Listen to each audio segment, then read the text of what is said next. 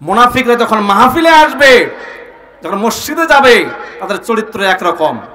মাহফিল থেকে যখন বাহিরে যাবে, ইসলাম বিরোধী, কোরআন বিরোধী, আল্লাহ বিরোধী এদের সঙ্গে যখন মিশবে, তখন তার চরিত্র ওদের মতন। জোরে বলি নাউজুবিল্লাহ, আর একবার জোরে বলি নাউজুবিল্লাহ। তাহলে মসজিদে একরকম চরিত্র, মাহফিলে আসলে একরকম চরিত্র, ইমানদারের সঙ্গে মিশলে একরকম চরিত্র, দেখলে মনে হয় ইমানদার। আর যখন বাহিরে যাবে, কোন ইসলাম বিরোধী, কোরআন বিরোধী লোকদের সঙ্গে যখন মিশবে, তখন বলবে আমি আপনাদের সাথেই আছি। জোরে বলি নাউজুবিল্লাহ। আমার ভাইয়েরা, মিন শুরুরি আনফুসিনা ওয়া মিন সাইয়্যাতি আ'মালিনা মান ইয়াহদিহিল্লাহু ফালা মুদিল্লা লাহু ওয়া মান ইউদ্লিলহু ফালা হাদিয়া লাহু ওয়া নাশহাদু আন লা ইলাহা ইল্লাল্লাহু ওয়াহদাহু লা শারীকা লাহু ونشهد أن سيدنا حبيبنا ونبينا ومولانا محمدا عبده ورسوله الذي أرسله بالحق بشيرا ونذيرا وداعيا إلى الله بإذنه وسراجا وقمرا منيرا فقد قال الله تعالى في كلامه المجيد وفرقانه الحميد أعوذ بالله من الشيطان الرجيم بسم الله الرحمن الرحيم من عمل صالحا من ذكر أو أنثى وهو مؤمن فلنحيينه حياة طيبة صدقت يا رب العالمين আমি যদি কখনো তায়েফে যাই,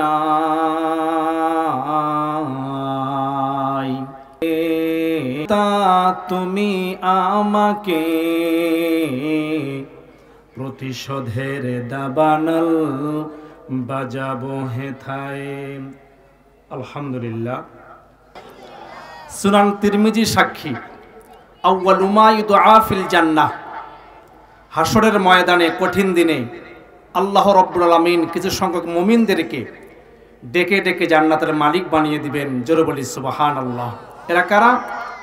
ফিস সাররাই ওয়াদ দাররা, সুখে দুঃখে কষ্টে আনন্দে, জালিমের জুলুম শিকার হওয়ার পরেও যারা মালিকের প্রশংসা আদায় করবে, আউয়ালু মা ইউদআ ফিল জান্নাহ, এদেরকে আল্লাহ পাক ডেকে ডেকে জান্নাতের মালিক বানিয়ে দিবেন। জোরে বলি সুবহানাল্লাহ।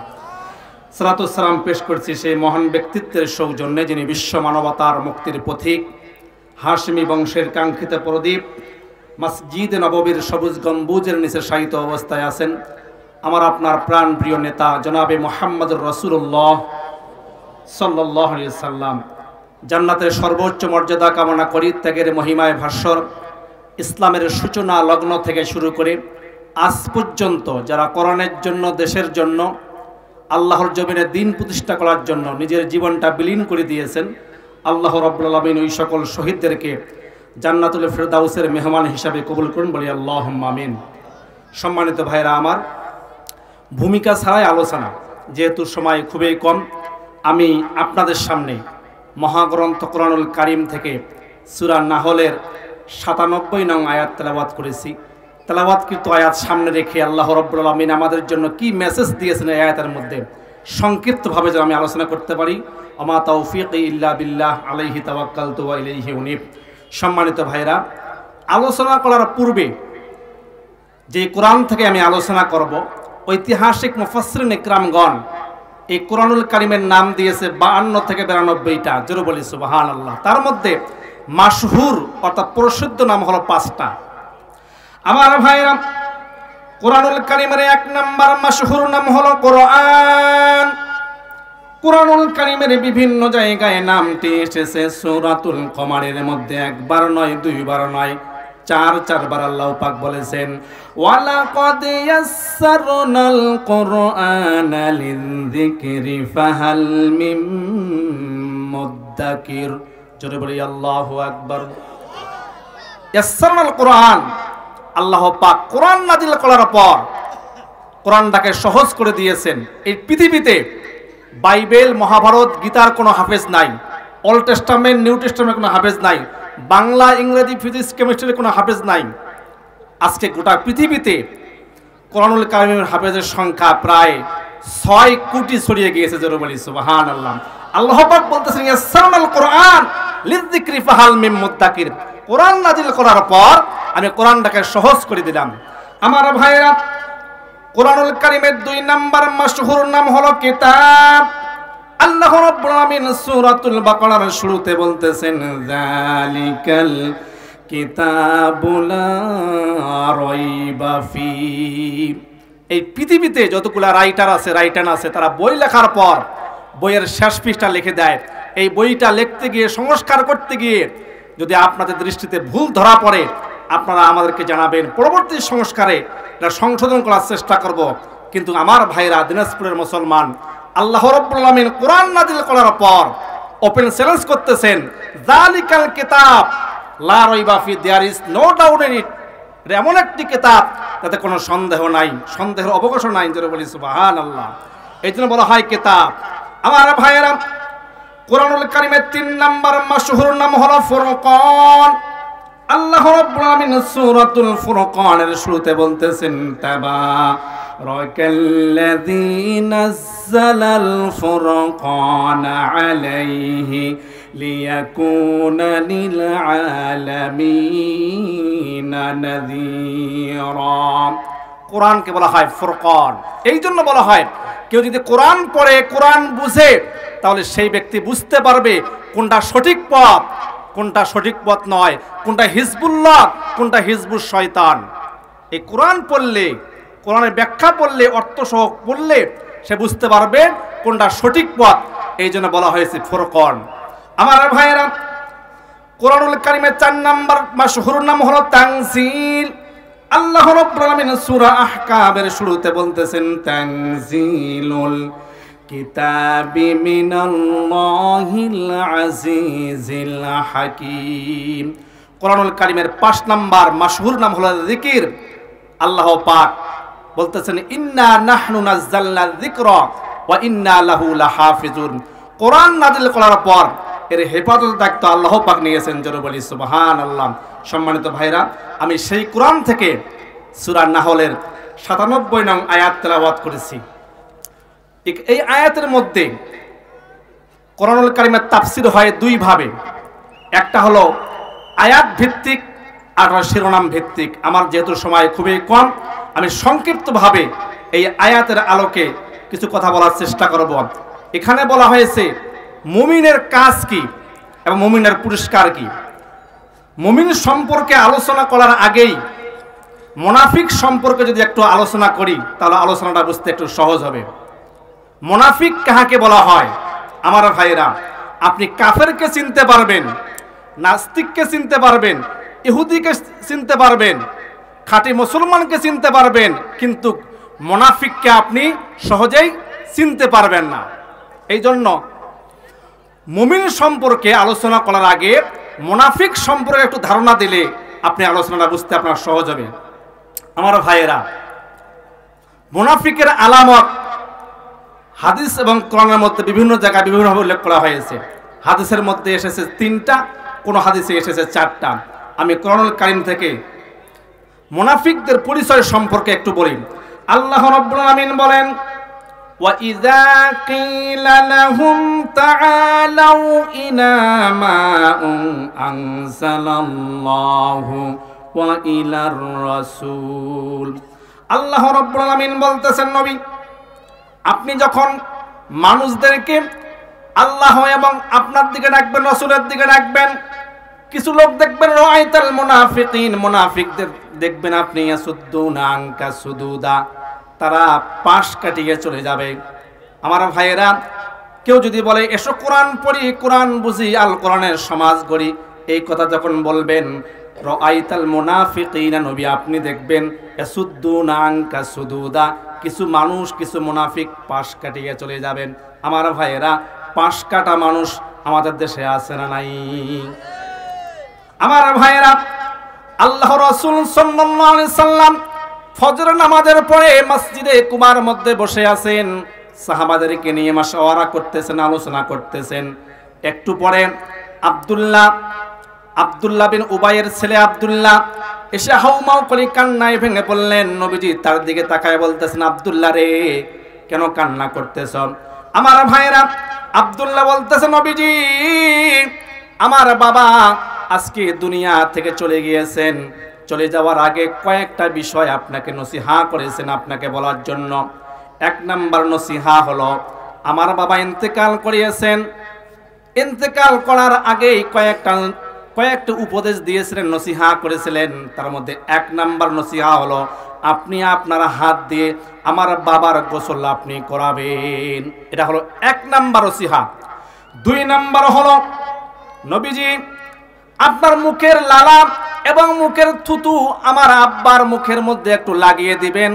তিন নাম্বার হলো, নবীজি আমার বাবার যখন দাফন কাফন হবে, দুনিয়ার কোনো মার্কেট থেকে কাপড় কিনতে নিষেধ করেছেন, আপনার পরনের যে জুব্বাটা আছে এই জুব্বা দিয়ে আপনি আমার আব্বার একদম কাফনের ব্যবস্থা করবেন। চার নাম্বার হলো, আপনি আমার আব্বার জানাজা নামাজ পড়াবেন। নবীজি জানাজা যখন শেষ হয়ে যাবে, আমার আব্বার লাশটা যখন কবরের মধ্যে রাখা হবে, আপনি আপনার হাত দিয়ে আমার আব্বাকে বুকের মধ্যে জড়ায় ধরবেন এবং নিজ হাত দিয়ে আমার আব্বার লাশটা কবরের মধ্যে রাখবেন। আমার ভাইরা, এই কথা বলার পরে আল্লাহর নবী রওনা দিচ্ছেন। উমর রাদিয়াল্লাহু তাআলা আনহু, আমি সংক্ষিপ্তভাবে বলতেছি যেহেতু সময় কম, উমর রাদিয়াল্লাহু তাআলা আনহু পিছন দিক থেকে জামাটা টেনে ধরেছেন, নবীজিও টানতেছেন, উমরও টানতেছেন। এমন তো অবস্থায় জিবরাইল আমিন ওহী নিয়ে হাজির হয়ে গেলেন। জোরে বলি সুবহানাল্লাহ। নবীজি জানাজা যাওয়ার জন্য প্রস্তুতি গ্রহণ করতেছেন, যাইতেছেন। উমর রাদিয়াল্লাহু তাআলা আনহু পিছন দিক থেকে জামাটা টেনে ধরেছেন। আমার ভাইয়েরা, জিবরাইল এসে গেলেন, এসে বলতেছেন, ইস্তাগফির লাহুম আও লা তাস্তাগফির লাহুম, নবীজি আপনি মুনাফিকের জন্য ক্ষমা করুন ৭০ মাররাতান ফালাই ইয়াগফিরাল্লাহু লাহুম। নবী আপনি যদি এই মুনাফিকের জন্য ৭০ বার যদি দোয়া করেন, আপনার দোয়া কবুল হবে না। জোরে বলি নাউজুবিল্লাহ। নবী যদি দোয়া করে, নবী কবুল হবে না। কেন? আমার ভাইরা, এখান থেকে শেষ নয়, আল্লাহ পাক বলতেছেন, ওয়ালা তুসাল্লি আলা আহাদিম মিনহুম মাতা আবাদান। নবী আপনি এই মুনাফিকের জানাজার মধ্যে শরীক হবেন না এবং তার কবরের পাশে আপনি দাঁড়াবেন না। সে ছিল মুনাফিক। সে ছিল কি? মুনাফিক। শুধু এখান থেকে শেষ নয়, সে উহুদের ময়দানে এবং অনেক যুদ্ধের ময়দানে অনেক মুসলমানদেরকে ফুসলাইয়া জিহাদের ময়দান থেকে দূরে সরিয়ে নিয়ে গেছে। জোরে বলি নাউজুবিল্লাহ। আব্দুল্লাহ বিন উবাই আমার চাইতে জুব্বা অনেক লম্বা ছিল, দাড়ি ছিল, ৫ ওয়াক্ত নামাজ জামাতের সাথে আদায় করত। আব্দুল্লাহ বিন উবাই মসজিদে মানত আল্লাহকে, বাহিরে মানত অন্য রবকে, অর্থাৎ আল্লাহর জমিনে কোরআন দিয়ে শাসন হোক, এটা আব্দুল্লাহ বিন উবাই চায় নাই। ইউসারিউনা ফিল কুফর, কুফরি মতবাদকে সমর্থন করত। দেখার কারণে তার নামাজ, তার রোজা, হজ, যাকাত সব বাতিল হয়ে গিয়েছে। জোরে নাউজুবিল্লাহ। এই জন্য আল্লাহ পাক বলতেছেন, ওয়াইযা কিলা লাহুম তাআলাউ ইলা মা আনসালাল্লাহু ওয়া ইলার রাসূল। নবী আপনি যখন মানুষকে ডাক দিবেন, এসো কোরআন পড়ি, কোরআন বুঝি, কোরআন অনুযায়ী নিজের জীবন গঠন করি, রাআইতাল মুনাফিকিন, আপনি কিছু লোককে দেখবেন তারা পাশ কেটে চলে যাবে। আমার ভাইরা, মুনাফিকের 2 নম্বর আলামত হলো আল্লাহ রাব্বুল আলামিন বলতেছেন ওয়াইযা লাকুল্লাযীনা আমানু ক্বালু আমান্না ওয়াইযা খালাউ ইলা শায়াতিনিহিম। মুনাফিকরা যখন মাহফিলে আসবে, যখন মসজিদে যাবে, তাদের চরিত্র একরকম।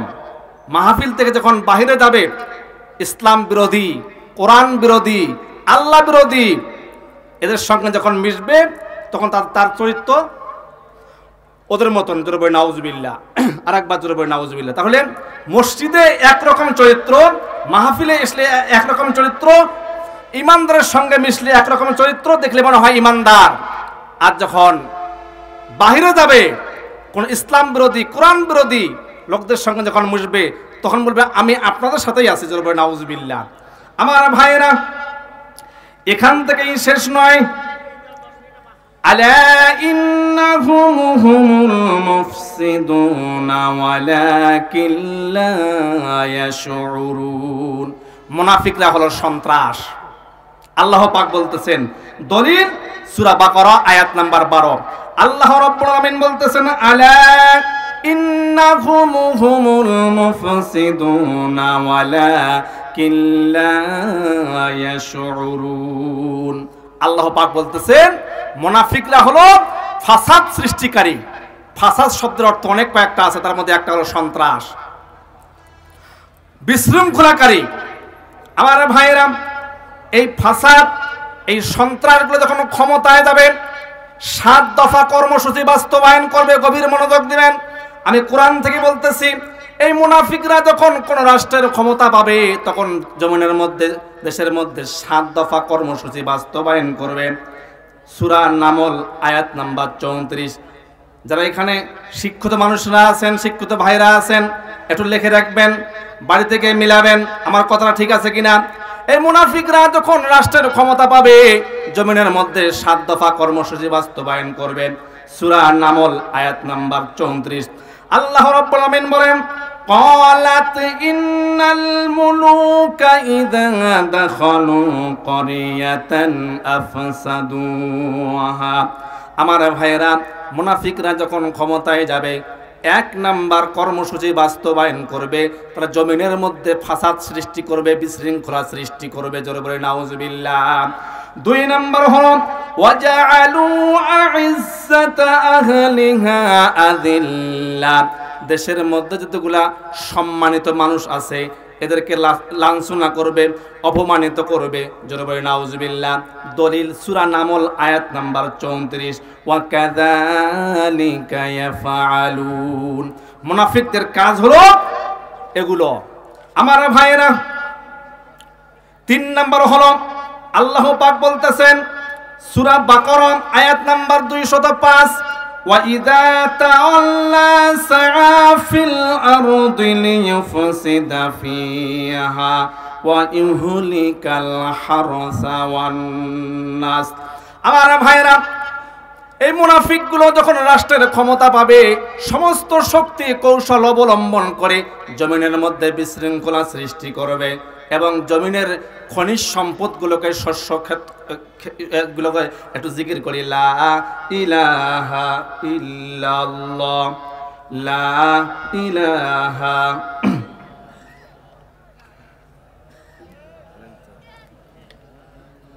লা ইলাহা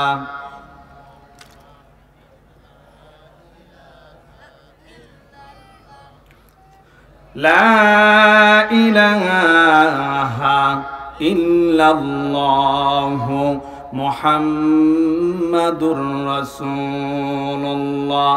তাহলে মুনাফিকদের 3 নম্বর আলামত হলো যখন ওয়াইদা তাওয়াল্লা সাআ ফিল আরদি লিইফসিদা ফিহা, যখন ক্ষমতায় যাবে, সমস্ত কৌশল, ক্ষমতায় টিকিয়ে রাখার জন্য সমস্ত কৌশল অবলম্বন করবে এবং খনিজ সম্পদগুলোকে নষ্ট করে দেবে। জোরে বলে নাউজুবিল্লাহ। আপনারা লিখে রাখেন, যাদের বাড়িতে অর্থ সহ কোরআন শরীফ আছে, আপনার বাসাকে দেখবেন। দলিল সূরা বাকারা আয়াত নাম্বার 205। এখান থেকে শেষ নয়, ওয়া ইহলিকাল হারসা ওয়ান নাস, ক্ষমতায় স্থায়ী করার জন্য, ক্ষমতায় টিকিয়ে রাখার জন্য মানুষগুলোকে হত্যা করবে। ওয়ান নাস, আল্লাহু লা ইউহিব্বুল ফাসাদ, আল্লাহ পাক এই ফাসাদকারীদেরকে ভালোবাসেন না। জোরে বলেন নাউজুবিল্লাহ। আমার ভাইরা, এখান থেকে শেষ নয়, আল্লাহ পাক বলতেছেন আল মুনাফিকুনা ওয়াল মুনাফিকাতু বা'দুহুম মিন বা'দ, মুনাফিকরা একে অপরের বন্ধু দোসর। আমার ভাইয়েরা, এই মুনাফিকগুলো যদি রাষ্ট্রের ক্ষমতা পায়, তার 3 দফা কাজ বাস্তবায়ন করবে। এই আয়াতের মধ্যে বলতেছেন সূরা তাওবা আয়াত নাম্বার 67। আমার ভাইয়েরা, 1 নাম্বার কর্মসূচি হলো ইয়ামুরুনা বিল মুনকার, জমিনের মধ্যে খারাপ কাজের আদেশ দেবে, মদের লাইসেন্স দেবে, একদম পতিতালয় প্রতিষ্ঠা করবে। আমার ভাইয়ের যতগুলো অশ্লীল বেহায়াপনা কাজ আছে, মদ, জুয়া, হাউজি, লটারি, মানুষ হত্যার সমস্ত কাজগুলোকে চালু করে দিবে। ওয়ায়ানহাউনা আনিল মা'রুফ, ভালো ভালো কাজগুলো বন্ধ করে দিবে, মাহফিল বন্ধ করে দিবে। তাফসীর মাহফিল হোক, এটা তারা যাবে না। এখান থেকে সঠিক কথা হোক, কোরআন হাদিসের ব্যাখ্যা সঠিকভাবে ব্যাখ্যা হোক, এটা তারা চাবে না। ওয়ায়ানহাউনা আনিল মা'রুফ, তারা ভালো ভালো কাজগুলো বন্ধ করে দিবেন। ওয়ায়াকবিদুনা আইদিহিম, এবং তারাও নিজেরা এই সব কাজ থেকে বঞ্চিত থাকবে। আমার ভাইয়েরা, আমি সংক্ষিপ্তভাবে বলতেছি, আল্লাহ পাক বলতেছেন বাশশিরিল মুনাফিকিনা বিআন্না লাহুম আযাবান আলীমা, এই সকল মুনাফিকদের জন্য রয়েছে কঠিন শাস্তি। জোরে বলি নাউজুবিল্লাহ। আমার ভাইরা, আমি মুনাফিক সম্পর্কে সংক্ষিপ্তভাবে একটু ধারণা দিলাম। এখন আসেন মূল আলোচনার দিকে। আমি যে আয়াত তেলাওয়াত করেছি সূরা নাহলের 97 নং আয়াত। আমার ভাইরা, এই আয়াতের মধ্যে আল্লাহ পাক বলতেছেন মান আমিলা সলিহাম মিন যাকারিন আও উনসা ওয়া হুয়া মুমিনুন ফালানুহইয়ান্নাহু হায়াতান তাইয়্যিবা। আল্লাহ পাক বলতেছেন মুমিন নারী এবং পুরুষ ঈমান আনার পর যারা সৎ কাজ করবে, আল্লাহ পাক ফালানুহইয়ান্নাহু হায়াতান তাইয়্যিবা, নেক হায়াত দিবেন, হায়াতে তৈয়বা দিবেন। জোরে বলি সুবহানাল্লাহ। হায়াতে তৈয়বাটা কি জিনিস? আমার ভাইয়েরা, আজকের এই মহাবাড়িপুর ডাঙ্গাপাড়ার যুবকরা ইচ্ছা করলে এখানে একটা গানের আয়োজন করতে পারত, যাত্রা গান অথবা পুতুল নাচের আয়োজন করতে পারত, কিন্তু তারা মাহফিলের আয়োজন করেছেন। এর নাম হলো হায়াতে তৈয়বা। আমার ভাইয়েরা, হায়াতে তৈয়বা হলো মসজিদের সাহেব প্রতিদিন ডাক দেয় হাইয়া আলাস সালাম, এসো হে মানুষ নামাজের দিকে আসো, হাইয়া আলাল ফালাহ, এসো হে মানুষ কল্যাণের দিকে আসো। এই আযান শোনার পর আপনি সমস্ত কাজকর্ম বাদ দিয়ে মসজিদে যাবেন, এর নাম হলো হায়াতে তৈয়বা। জোরে বলি সুবহানাল্লাহ। আমার ভাইয়েরা, একজন ব্যক্তি সুদের টাকা দিয়ে, ঘুষের টাকা দিয়ে 10 তলা বিল্ডিং করেছে, ব্যবসা বাণিজ্য করেছে, কোটি কোটি টাকার মালিক হয়েছে। এই দৃশ্য দেখার পর কোনোদিন আপনারা আফসোস হবে না। এর নাম হলো হায়াতে তৈয়বা। সামনে রমাদান মাস আসতেছে, আপনি সিয়াম পালন করবেন, রোজা রাখবেন, এর নাম হলো হায়াতে তৈয়বা। একজন সুদ খায়, ঘুষ খায়, জমিনের সঠিকভাবে একদম সুদ ঘুষ খাওয়ার পরে অনেক টাকার মালিক হয়েছে। এই দৃশ্য দেখার পরে কোনোদিন আপনার মনে কষ্ট হবে না। জোরে বলি সুবহানাল্লাহ। এর নাম হলো হায়াতে তৈয়বা। সুদ মারাত্মক একটা গুনাহ। সুদ যারা খায়, আল্লাহর দুশমন, নবীর দুশমন, ইমানদারের শত্রু। একদম সুদ যারা খায়, জমিন দিয়ে যখন চলাফেরা করে সুদখোর, এই জমিন পর্যন্ত চিৎকার করে ডাক দেয়। জোরে বলি নাউজুবিল্লাহ। আমার ভাইয়েরা, আল্লাহ রাব্বুল আলামিন মানিয়া আইয়ুহাল্লাযীনা আমানু তাকুল্লাহা ওয়া যারু মা বাকিয়া মিনার রিবা ইন কুনতুম মুমিনিন। আল্লাহ পাক বলতেছে, ও ঈমানদারগণ, আমানুত্তাকুল্লাহ, তোমরা আমি আল্লাহকে ভয় করো। ওয়া যারু মা বাকিয়া মিনার রিবা, সুদের যে টাকাগুলো তোমরা লাভের জন্য এলাকার মধ্যে ছড়িয়ে দিয়েছো। ওয়াদারু মা বাকিয়া মিনার রিবা ইন কুনতুম মুমিনিন। আসলে তাহলে কি হবে? 1 দিরহাম 1 টাকা যদি কোনো ভাই কোনো মায়ের সন্তান সুদ খায়, সে আল্লাহর বিরুদ্ধে রাসূলের বিরুদ্ধে যুদ্ধ ঘোষণা করে। জোরে বলে নাউজুবিল্লাহ। আল্লাহ পাক বলতেছেন ফাইল্লাম তাফআলু ফাআযানু বিহারবিন মিনাল্লাহি ওয়া রাসূলি। সুদ যারা খায় এরা আল্লাহ এবং রাসূলের বিরুদ্ধে যুদ্ধ ঘোষণা করে। জোরে বলে নাউজুবিল্লাহ। এই ভয়ঙ্কর কথা শোনার পর যারা সুদ বাদ দিবে না, এতে কি শাস্তি হবে? আমার ভাইয়েরা, আল্লাহ রাব্বুল আলামিন বলতেছেন আল্লাযী ইয়াকুলুনার রিবা লা ইয়াকুমুনা ইল্লা কামা ইয়াকুমুল্লাযী ইয়াতাখাব্বাতুহুশ শায়াতানু মিনাল মাস। আমার ভাইয়েরা, দুনিয়ার মধ্যে হাত পা ভালো ছিল, মাহফিলের সভাপতি ছিল, মসজিদের এই ক্যাশিয়ার ছিল, সভাপতি ছিল, দেখতে অনেক সম্মান ছিল, মানুষ দেখলে সালাম দিত। কিন্তু সুদ খাওয়ার কারণে, সুদ ভিত্তিক অর্থনৈতিক ব্যবস্থা চালু হবে এই পক্ষে থাকার কারণে কিয়ামতের দিন ইয়াতাখাব্বাতুহুশ শাইতানু মিনাল মাস, শয়তান মস্তিষ্কটা বিকৃতি করে দিবে, পাগল অবস্থায় উঠানো হবে। আল্লাযী ইয়াকুলুনার রিবা লা ইয়াকুমুনা ইল্লা কামা ইয়াকুমুল্লাযী ইয়াতাখাব্বাতুহুশ শাইতানু মিনাল মাস।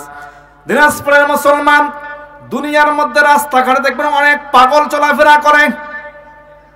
হাসরের ময়দানে আল্লাহ রাব্বুল আলামিন কিছু সংখ্যক মানুষদেরকে দেখতে এই দুনিয়াতে হাজির ছিল, সম্মান ছিল, চেয়ারম্যান ছিল, এমপি ছিল, মন্ত্রী ছিল, দুনিয়ার মধ্যে সম্মান ভালো ছিল, মানুষ সালাম করত। সুদ খাওয়ার কারণে কিয়ামতের দিন মুসিবতের সময় পাগল অবস্থায় উঠানো হবে। জোরে বলি নাউজুবিল্লাহ। এখান থেকে শেষ নয়, আল্লাহ রাব্বুল আলামিন কোন এলাকার মধ্যে, সম্প্রদায়ের মধ্যে গজব দিতে চান না, গজব দিতে চান না। একটু জিকির করি লা ইলাহা ইল্লাল্লাহ, লা ইলাহা, লা ইলাহা ইল্লাল্লাহ মুহাম্মাদুর রাসূলুল্লাহ সাল্লাল্লাহু আলাইহি ওয়াসাল্লাম। আমার ভাইয়েরা, প্রত্যেকটা জিনিসের একটা আইন আছে। আপনারা যারা মাহফিল শুনতে এখানে এসেছেন, এই মাহফিলেরও আইন আছে 4টা। যারা বলেন কয়টা? 4টা আইন আছে।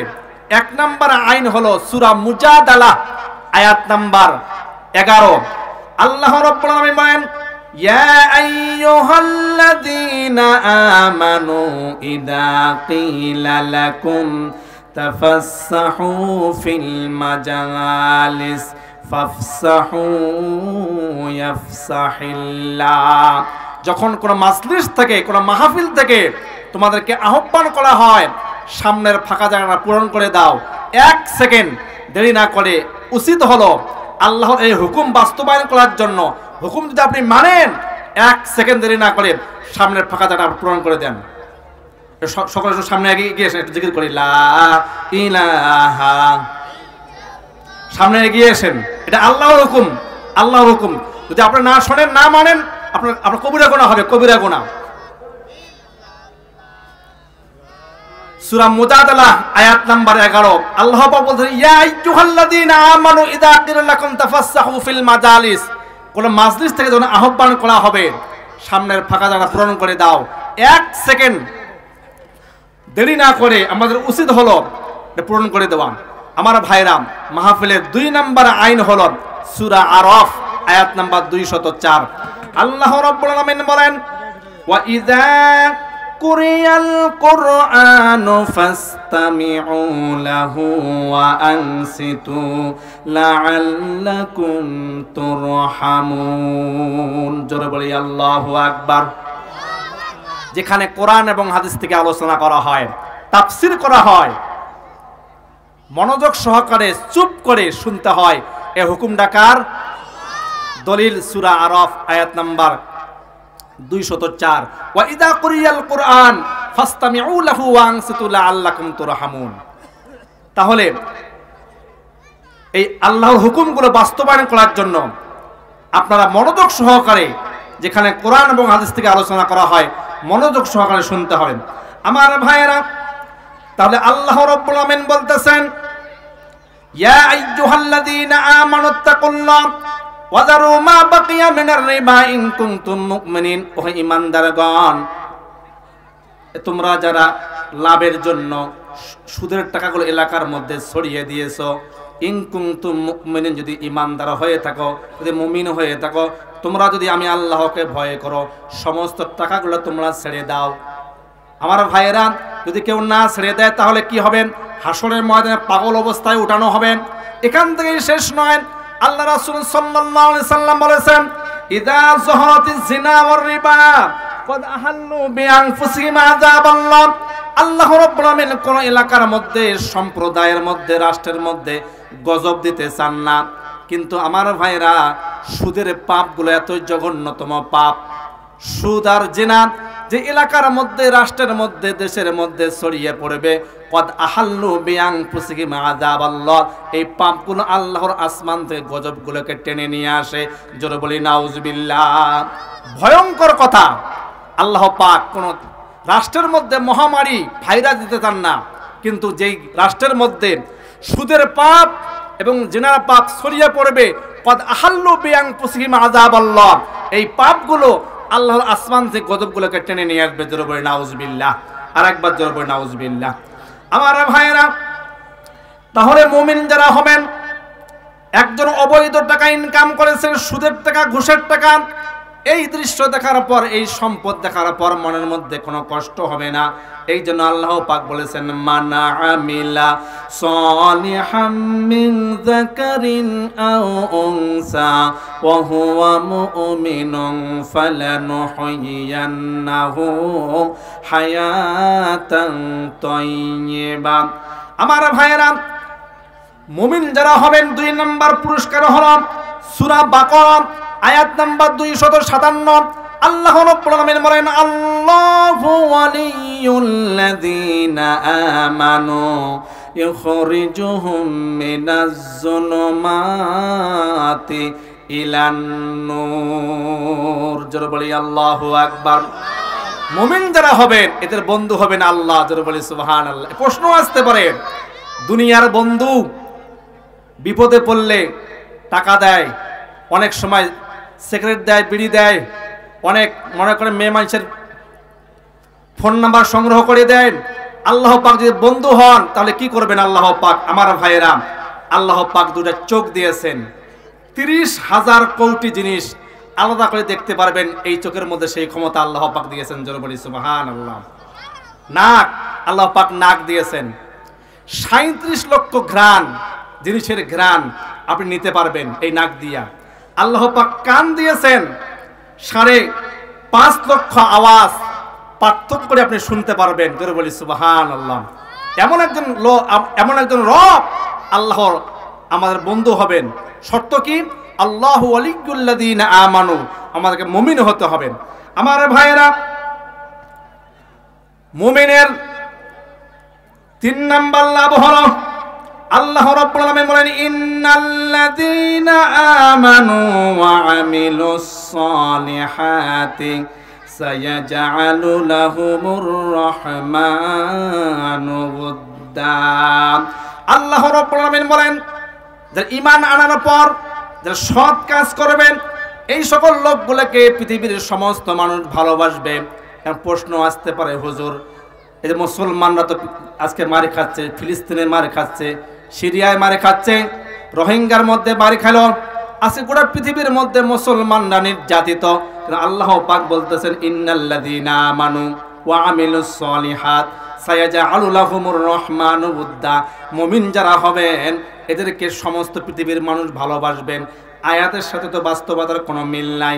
আমি একটু হাদিস দিয়ে মিল দিয়ে দিচ্ছি, একটু গভীর মনোযোগ দিবেন আমার ভাইয়েরা। একদিন আবুল আহাব, আবু জেহেল ঘরোয়া মিটিং করতেছেন, ঘরের মধ্যে মিটিং করতেছেন। আবু জেহেল আবুল আহাবকে প্রশ্ন করতেছেন, ও ভাই আবুল আহাব, আপনি পৃথিবীর মধ্যে সবচাইতে কোন ব্যক্তিটাকে বেশি ভালোবাসেন? আবুল আহাব কোনো কথা বলে না। আবু জেহেল বলেন, ভাই একটু বলেন, মন থেকে বলবেন, এখানে কেউ নাই, আপনি আর আমি আছি এখানে, আপনি পৃথিবীর মধ্যে কোন ব্যক্তিটাকে সবচেয়ে বেশি ভালোবাসেন? একটু পরে আবু যার গিফারি রাদিয়াল্লাহু তাআলা আনহু রাস্তা দিয়ে যাইতেছেন, মানে রুমের পাশ দিয়ে। এই কথা শোনার পর আবু যার গিফারি রাদিয়াল্লাহু তাআলা আনহু উনি থমকে দাঁড়িয়ে গেলেন। এবার আবু লাহাব বলতেছেন, এই পৃথিবীর মধ্যে সবচাইতে আমি মুহাম্মদকে বেশি ভালোবাসি, জোরে বলি সুবহানাল্লাহ। 2 নাম্বার হলো মুহাম্মদের কালেমা পড়া লোকগুলোকে আমি ভালোবাসি। আবু জেহেল বলতেছেন, যদি ভালোবাসেন সকাল বিকাল মারার কারণ ষড়যন্ত্র করেন। আমার ভাইয়েরা, আবু লাহাব 54 বার আল্লাহর নবীকে হত্যা করার জন্য ষড়যন্ত্র করেছিল, ব্যর্থ হয়ে গিয়েছিল। এবার আবু জেহেল বলতেছেন, ও ভাই আবু লাহাব, আপনি যদি মুহাম্মদকে যদি ভালোবাসেন, সকাল বিকাল মারার কেন ষড়যন্ত্র করেন, কেন চক্রান্ত করেন, কেন কৌশল অবলম্বন করেন? আবু লাহাব সেদিন উত্তর দিয়েছিলেন, আমি মুহাম্মদকে ভালোবাসি তার চরিত্রের কারণে, মারি হলো ক্ষমতায় টিকে থাকার জন্য। জোরে বলি নাউজুবিল্লাহ। আরেকবার জোরে বলি নাউজুবিল্লাহ। আচ্ছা, গোটা পৃথিবীতে মুসলমানরা মার খাইতেছে, এদের চরিত্র যে খারাপ এই জন্য না। বেঈমান নাস্তিকরা, আল্লাহ বিরোধী, কোরআন বিরোধী যারা লোক, স্বৈরাচার যারা স্বৈরাচার, যারা ফ্যাসিস্ট, এরা ইমানদারকে হত্যা করে এই জন্য, ক্ষমতায় টিকে রাখার জন্য। জোরে বলি নাউজুবিল্লাহ। আরেকবার জোরে বলি নাউজুবিল্লাহ। সেদিন আবু লাহাব বলতেছিলেন, আমি সবচেয়ে বেশি ভালোবাসি মুহাম্মদকে, আর 2 নম্বর ভালোবাসি হলো মুহাম্মদের কালেমা পড়া ইমানদার লোকগুলোকে। জোরে বলি সুবহানাল্লাহ। আমার ভাইরা, আল্লাহ পাক বলতেছেন, ইন্নাল্লাযীনা আমানু ওয়া আমিলুস সালিহাতি সায়াজআলু লাহুমুর রহমানু উদ্দা। ঈমান আনার পর যারা সৎ কাজ করবে, এই সকল লোকগুলোকে সকলেই ভালোবাসবে। জোরে বলি সুবহানাল্লাহ। আমার ভাইরা, 4 নম্বর আল্লাহ রাব্বুল আলামিন বলতেছেন, ইউসাব্বিতুল্লাহুল্লাযীনা আমানু বিল কওলিস সাবিতি ফিল হায়াতিদ দুনিয়া ওয়া ফিল আখিরাহ। আমার ভাইরা, মুমিন যারা হবেন, ঈমান আনার পর যারা সৎ কাজ করবেন, আল্লাহ পাক দুনিয়া এবং আখিরাতে প্রতিষ্ঠিত করবেন। জোরে বলি সুবহানাল্লাহ। এই দলিল হলো সূরা ইব্রাহিম আয়াত নাম্বার 27। প্রশ্ন আসতে পারে, আল্লাহ পাক কিভাবে ঈমানদার যারা, মুমিন যারা, এদেরকে প্রতিষ্ঠিত করবেন? আমার ভাইরা, আল্লাহ পাক এই আয়াতের মধ্যে বলতেছেন, ইউদুল্লিল্লাহুজ জালিমিন, জালেমদেরকে বিভ্রান্ত করার মাধ্যমে। এখন প্রশ্ন আসতে পারবে, এই জালেমদেরকে আল্লাহ পাক কিভাবে বিভ্রান্ত করবেন? গভীর মনোযোগ দিবেন। আমার ভাইয়েরা, একবার নমরুদ আমাদের প্রিয় হাবিব আল্লাহর খলিল ইব্রাহিম আলাইহি ওয়াসাল্লামকে বলতেছেন, আমি তোমার আল্লাহর সঙ্গে যুদ্ধ করতে চাই। নাউজুবিল্লাহ বলেন। নমরুদ প্রস্তাব দিল, ও ইব্রাহিম, তুমি যেই রবের কথা বলো, আল্লাহর কথা বলো, সে আল্লাহর সঙ্গে আমি যুদ্ধ করতে চাই। এবার যুদ্ধের দিন তারিখ ঠিক হয়ে গেল। আমার ভাইয়েরা, নমরুদ 70,000 সেনাবাহিনী এক ময়দানের মধ্যে প্রস্তুতি করলেন, অস্ত্র শস্ত্র নিয়ে। ইব্রাহিম আলাইহি ওয়াসাল্লামও আসলেন। ঘটনা অনেক লম্বা ঘটনা, আমি সংক্ষিপ্তভাবে বলতেছি। আমার ভাইয়েরা, সন্ধ্যা হয়ে যাচ্ছে, আল্লাহর কোনো বাহিনী আসে না। এমন তো অবস্থায় সন্ধ্যা হবে, আল্লাহ পাক জিবরাইল আমিন আলাইহি ওয়াসাল্লাম পাঠিয়ে দিলেন। বলতেছেন, ইব্রাহিম, একটু নমরুদকে আকাশের দিকে তাকাইতে বলেন। এবার ইব্রাহিম আলাইহি ওয়াসাল্লাম বলতেছেন, ও নমরুদ, আপনি একটু আকাশের দিকে তাকান, আল্লাহর বাহিনী আসতেছে যুদ্ধ করার জন্য। সমস্ত সেনাবাহিনী প্রস্তুত হয়ে গেল, অস্ত্র শস্ত্র নিয়ে প্রস্তুত হয়ে গেল। দেখতেছেন আকাশ থেকে ঝাঁকে ঝাঁকে মশা আসতেছে, মশা। এই মশার বাহিনীকে তাফসীরের মধ্যে উল্লেখ করা হয়েছে কহে কাপ। এবার সেনাবাহিনীর যিনি প্রধান ছিলেন, সকলে কানে কানে ফুসফুস করতেছে যে আমরা মানুষ হত্যা করার জন্য অস্ত্র নিয়ে এসেছি, মশা হত্যা করার জন্য তো অস্ত্র নিয়ে এসে নাই, এখন কি হবে? আমার ভাইয়েরা, এবার নমরুদ আমাদের নবীকে প্রশ্ন করতেছেন, ইব্রাহিম নবীকে প্রশ্ন করতেছেন, ও ইব্রাহিম শুধু কি মশা আসবে না আরো কেউ আসবে? ইব্রাহিম আলাইহিস সালাম বলতেছেন, ও নমরুদ, তোমার সঙ্গে যুদ্ধ করার জন্য, তোমার এই ৭০,০০০ বাহিনীর সঙ্গে যুদ্ধ করার জন্য আল্লাহ পাকের একদম বাহিনী থেকে মশাকে পাড়ে দিয়েছেন। জোরে বলি সুবহানাল্লাহ। মশাকে পাড়ে দিয়েছেন, মশার সঙ্গে যুদ্ধ হবে। এবার নমরুদ বলতেছেন, সেনাবাহিনী থেকে বলতেছেন, আমরা যে অস্ত্র নিয়ে এসেছি এটা তো মানুষ মারার অস্ত্র, মশা মারার অস্ত্র তো আমরা নিয়ে এসে নেই। একদম একটা ন্যাংরা মশা ইব্রাহিমের নাক দিয়া ঢুকে মাথাটা কামড় দেওয়া শুরু করছে। আপনার ঘটনা সকলেই জানেন।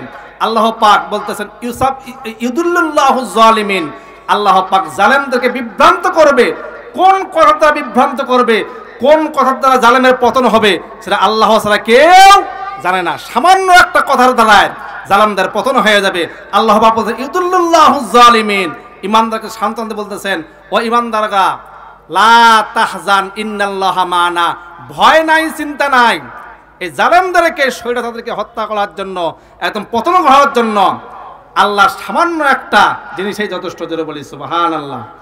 আমার ভাইয়েরা, এই জন্য আল্লাহ পাক বলতেছেন, ইউসাব্বিতুল্লাহুল্লাযীনা আমানু বিল কওলি সাবিতি ফিল হায়াতিদ দুনিয়া। এই জন্য আল্লাহ পাক বলতেছেন, মুমিন যারা হবেন এরা যে সৎ কাজ করে আল্লাহ পাক এদেরকে বিজয় দিবেন। যারা বলি সুবহানাল্লাহ। আমার ভাইয়েরা, মুমিন যারা হবেন এদের ৫ নাম্বার পুরস্কার হলো, আল্লাহ পাক বলতেছেন, ফান্তাকামনা মিনাল্লাযীনা আজরামু ওয়া কানা হাক্কান আলাইনা নাসরুল মুমিনিন। আমার ভাইয়েরা, মুমিন যারা হবেন আল্লাহর পক্ষ থেকে সাহায্য আসবে। কিভাবে সাহায্য আসবে আমি সংক্ষিপ্তভাবে আলোচনা শেষ করতেছি। মুসা আলাইহি ওয়াসাল্লাম আল্লাহ পাক ঘোষণা করলেন, ইযহাব ইলা ফিরআউনা ইন্নাহু তাগা। কবির মনোযোগ দিবেন। বলতেছেন, মুসা ফিরআউনের রাজ দরবারে যাও দাওয়াত নিয়ে, কালেমার দাওয়াত নিয়ে।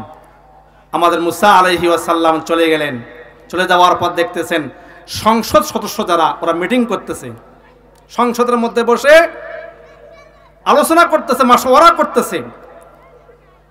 মুসা আলাইহি ওয়াসাল্লাম চলে গেলেন। মুসা আলাইহিস সালামকে দেখা পাওয়ার পর সকলেই মাথা নষ্ট হয়ে গেল যে আমরা এখন মুসার বিরুদ্ধে এমন একটা কথা বলবো যে কথা এই এলাকার মধ্যে ছড়িয়ে পড়লে মুসার কথা কেউ শুনবে না, মুসাকে সকলে ঘৃণা করবে। জোরে বলে নাউজুবিল্লাহ। এবার হামান জাতীয় বুদ্ধিজীবী বলতেছেন, আমরা বলি যে মুসার শরীরে ঘা আছে, মুসার যে কথা শুনবে তারও সেই ঘা হবে। জোরে বলে নাউজুবিল্লাহ।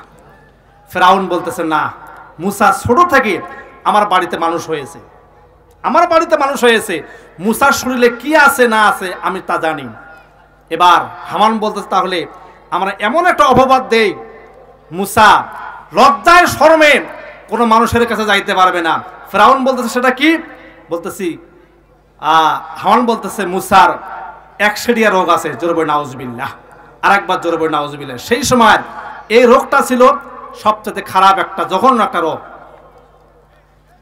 নারে তাকবীর, নারায়ে তাকবীর। দ্বিতীয় বক্তার আগমন, মাহফিলের পক্ষ থেকে নারে তাকবীর। আমার ভাইয়েরা, আমি আলোচনা সংক্ষিপ্তভাবে করতেছি। তাহলে আল্লাহ পাক বলতে, ইযহাব ইলা ফিরআউনা ইন্নাহু তাগা। আল্লাহ পাক বলতেছেন, মুসা তুমি ফিরআউনের রাজ দরবারে চলে যাও হকের দাওয়াত নিয়ে, কালেমার দাওয়াত নিয়ে। আমার ভাইয়েরা, এই কালেমার দাওয়াত দিয়েছেন হযরত মুসা আলাইহিস সালাম।